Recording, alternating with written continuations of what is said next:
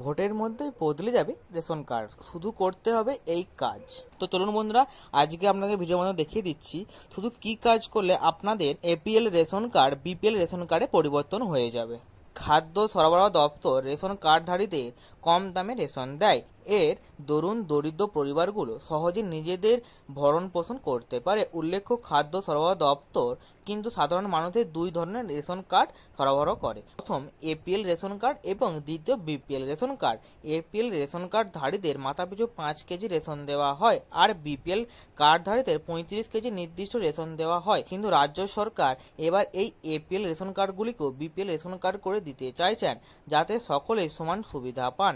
এই কার্ডের মাধ্যমে লক্ষ লক্ষ পরিবারকে বিনামূল্যে রেশন দেওয়া হয়। সময়ে সময়ে সরকার রেশন কার্ডধারীদের বিনামূল্যে রেশন এবং অনেক সুবিধা প্রদান করে। এদিকে প্রকৃতপক্ষে খাদ্য দপ্তর জানতে পেরেছে যে প্রচুর দরিদ্র শ্রেণীর মানুষের হাতে এপিএল রেশন কার্ড থাকায় তাদের যথাযথ সামগ্রিক পাচ্ছে না।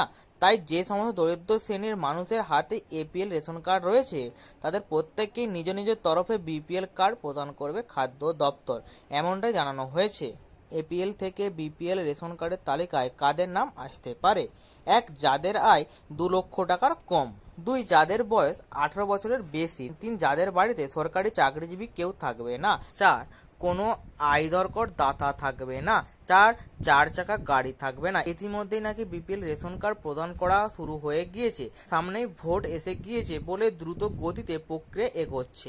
আপনিও তাহলে আর দেরি না করে জেনে নিন কিভাবে বিপিএল কার্ডটি পাবেন।